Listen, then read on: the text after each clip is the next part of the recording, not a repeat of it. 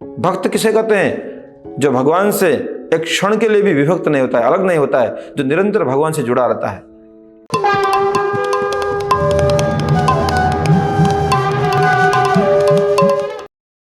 हमें सुबुद्धि और दुर्बुद्धि कौन देता है? इस प्रसंग में हम लोग एक प्रसंग श्रवण करते हैं। एक बार नारद जी के पास में युधिष्ठिर और दुर्योधन दोनों जाते हैं। नारद जी युधिष्ठिर और दुर्योधन को एक एक काम सौंपते हैं, एक एक जिम्मेदारी सौंपते हैं। नारद जी युधिष्ठिर को बोलते हैं, हे युधिष्ठिर, इस संसार का सबसे खराब व्यक्ति कौन है उसको खोज के लाओ। और दुर्योधन को क्या जिम्मेदारी देते हैं? इस संसार का सबसे अच्छा आदमी कौन है, सबसे गुणवान आदमी कौन है, सबसे ज्ञानी आदमी कौन है, उस आदमी को खोज के मेरे पास मिलाओ, मैं उस आदमी से मिलना चाहता हूं। तब दोनों जो है नारद जी को प्रणाम करके अपने अपनी सेवा में निकल जाते हैं, भ्रमण करते हैं। युधिष्ठिर महाराज धर्मात्मा हैं और भगवान कृष्ण के परम भक्त हैं, भगवान कृष्ण के परम शरणागत हैं। इसलिए भगवान कृष्ण उनको जो है सद्बुद्धि प्रदान कर रहे हैं और उनके अंदर वो स्वाभाविक एक प्रवृत्ति है, जो भगवान की भक्ति करता है, जो धर्म आचरण करता है, उसके अंदर अनंत सद्गुण अपने आप आ जाते हैं। सद्गुण के लिए उसको प्रयास करना नहीं पड़ता है। तो युधिष्ठिर महाराज देख रहे हैं, जिस भी व्यक्ति को देखता है उसके अंदर कुछ न कुछ गुण उसको नजर आ जाते हैं और वो गुण अपने से ज्यादा नजर आते हैं। जब उसके साथ में अपने को तुलना करता है तो अपने को छोटा पाता है, उसको श्रेष्ठ पाता है। ऐसे करते करते एक आदमी, दो आदमी, 10 आदमी, 50 आदमी, ऐसे से युधिष्ठिर महाराज भ्रमण कर रहे हैं और सबके अंदर कुछ न कुछ गुण पा रहा है और अपने अंदर दोष ज्यादा पा रहा है। युधिष्ठिर महाराज ऐसे भ्रमण करते करते वापस नारद जी के पास में आते हैं। नारद जी के चरणों में दंडोत प्रणाम करते हुए बोलते हैं, हे नारद जी, हे गुरुवर, इस संसार का सबसे खराब आदमी आपके चरणों में दंडोत प्रणाम कर रहा है। मैं ही इस संसार का सबसे खराब व्यक्ति हूं, मैं ही इस संसार का सबसे निकृष्ट व्यक्ति हूं। क्यों? क्योंकि मेरे अंदर सबसे ज्यादा दुर्गुण है।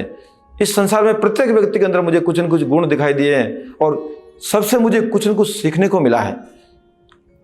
मैंने सबसे बहुत कुछ सीखा है, किंतु मैं जो है दुर्गुण से संपन्न हूं, मेरे अंदर दोष ही दोष है। और जब मैं अपने अंदर झांकता हूं, मैं अपने अंदर देखता हूं तो मुझे दोष दिखाई देते हैं, वो दोष मुझे दोषी बना देते हैं। इसलिए मैं इस संसार का सबसे निकृष्ट व्यक्ति हूं, मैं आपके चरणों में शरणागत हूं, मेरा आप उद्धार करिए। उसी समय दुर्योधन भी जो है भ्रमण करते करते सबको निरखते परखते हुए आते हैं। दुर्योधन भी जहां जाता था उसको सबके अंदर दोष दिखाई देते हैं, उसको किसी के अंदर गुण नहीं दिखाई दे रहा, वो और गुण केवल अपने अंदर देख रहा है। वो नारद जी के पास में आके खड़े हो जाते हैं और बोलते हैं,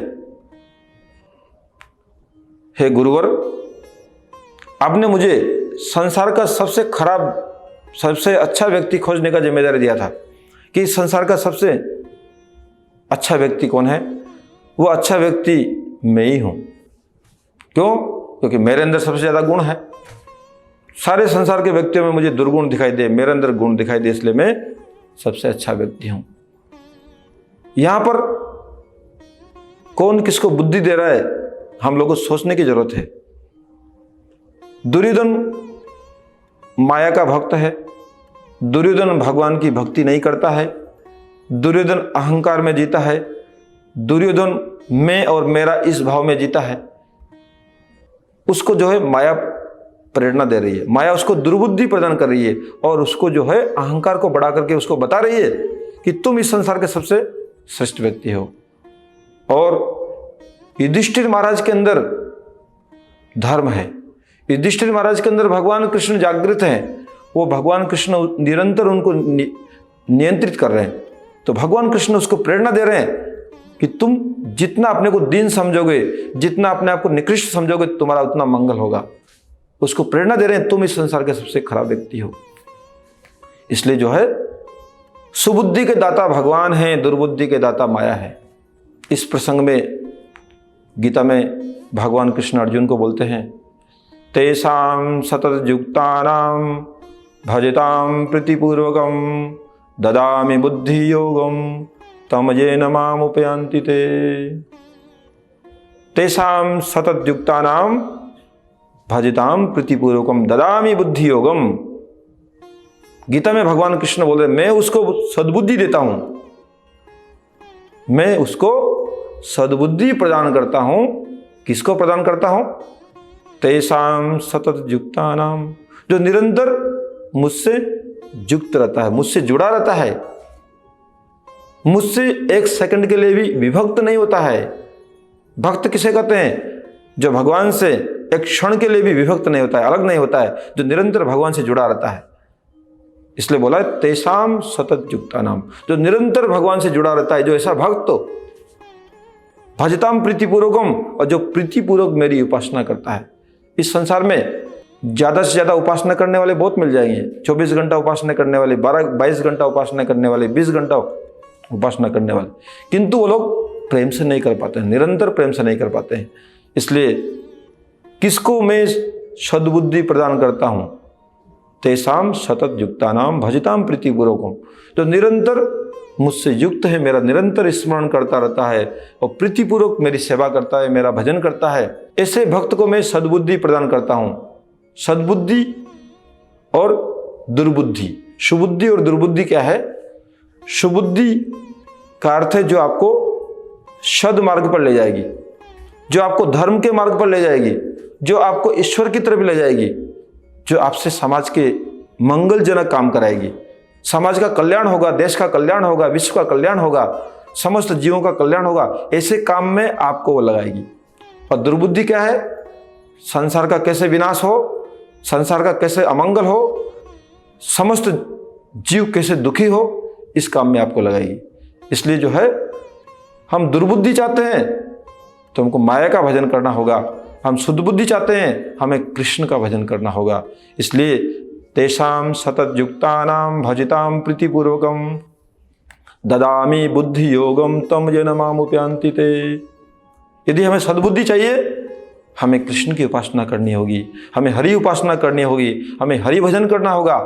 और यदि हम दुर्बुद्धि चाहते हैं, हमें माया का भजन करना होगा, माया की शरण में रहना होगा। हम मायाबद्ध अवस्था में रहना चाहते हैं तो हमको दुर्बुद्धि अपने आप प्राप्त हो रहेगी।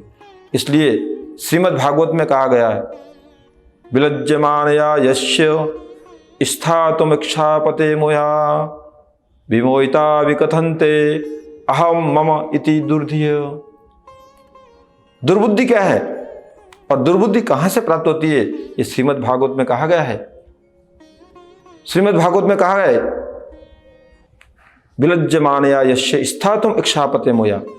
भगवान की माया जो भगवान के सामने खड़ी रहने से लज्जित होती है, उसको शर्म आती है, उसको लज्जा फील होती है, वो भगवान के सामने खड़ी नहीं हो पाती है। क्यों?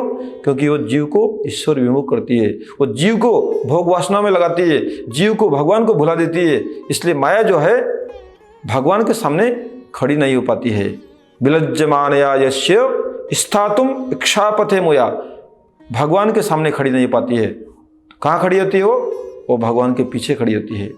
जो आदमी खराब काम करता है वो आंख उठा करके अपने मालिक के सामने कभी देख नहीं पाता है, वो शर्मिंदगी फील करता है, उसको लज्जा फील होता है, वो माथा नीचा करके रहता है, वो ज़्यादा से ज़्यादा छुपने का प्रयास करता है खराब काम करने वाला व्यक्ति। तो माया भी खराब काम करती है क्योंकि वो जीव को भगवान से दूर ले जाती है। और अहम मम इति दुर्धिय, दुर्बुद्धि क्या है? मैं और मेरा, ये सबसे बड़ा दुर्बुद्धि है। मैं अहंकार को बढ़ाता है और मेरा सांसारिक वस्तु में आसक्ति को बढ़ाता है। ये मेरी वस्तु है, ये मेरी वस्तु है। इसलिए मैं और मेरा जो है सबसे बड़ी माया है। यदि हम दुर्बुद्धि चाहते हैं, आसक्ति को बढ़ाना चाहते हैं, मैंपन को बढ़ाना चाहते हैं, कर्तव्यमान को बढ़ाना चाहते हैं, अहंकार को बढ़ाना चाहते हैं, सांसारिक वस्तुओं में आसक्ति बढ़ाना चाहते हैं, तो हमें ईश्वर की उपासना नहीं करनी होगी। यदि हम ईश्वर की उपासना करना चाहते हैं तो हमको सद्बुद्धि प्राप्त होगी, दुर्बुद्धि हमारी नष्ट हो जाएगी। इसलिए जब तक हम माया की शरण में रहेंगे, माया के मार्गदर्शन में चलते रहेंगे तब तक हमको इसी प्रकार का दुर्बुद्धि प्राप्त होता रहेगा। इसलिए हम सद्बुद्धि चाहते हैं, हमें कृष्ण का भजन करना होगा। यदि हम दुर्बुद्धि चाहते हैं, हम नरक में जाना चाहते हैं, हम अपना पतन करना चाहते हैं, अपने चरित्र को भ्रष्ट करना चाहते हैं, हम अधार्मिक बनना चाहते हैं, तो हमको माया की उपासना करनी होगी, हमको माया की शरण में रहना होगा। इसलिए हम क्या चाहते हैं यह हमारे ऊपर निर्भर करता है। हरे कृष्ण।